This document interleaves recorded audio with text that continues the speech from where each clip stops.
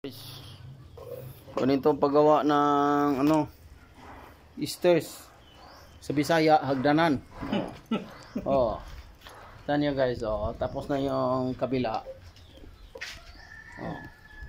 Saka kailangan libilan daw eh. Sabi ni boss, yun ang boss ko. Boss, libilan na boss. Ha? Libilan. Yan, libilan daw. Tama-tama. Tama-tama daw. Kamay lang. Libilan daw. Para way kuan ba? Way sami. Di pa kamay. Ako ang helper dito eh. Libil na. Yung kabila. Kasi nakakontrata kami. Nakakontrata. Boss. Kaway boss.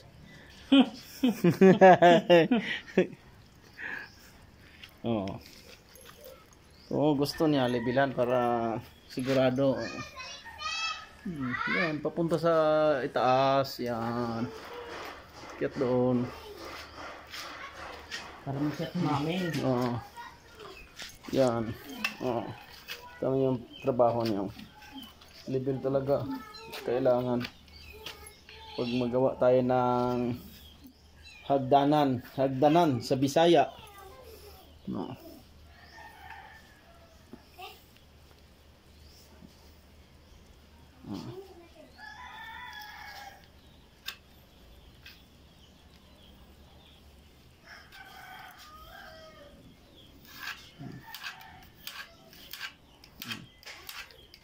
Ano yung lubi? Inanuhan natin. Pinaismutan natin ng konti. Pinadaanan natin ng planer.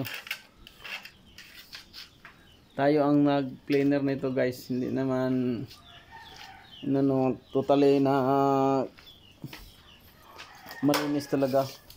Pero maganda na tingnan kaysa hindi na planeran. Kasi medyo makinis na siya. Kasi yung planer na nabili natin, tinisting natin dito sa sa Coco Lumber. Okay naman.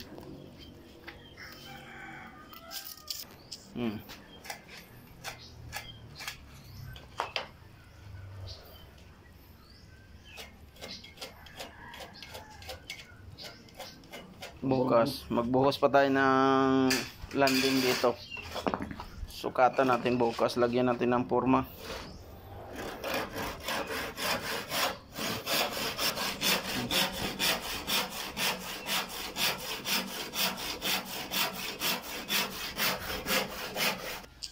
Lagyan muna natin ng landing. Yan. Para bukas tigas na yung flooring natin. Tuyo na. Bukas natin ipagpatuloy yung paggawa ng stairs. Thank you guys for watching.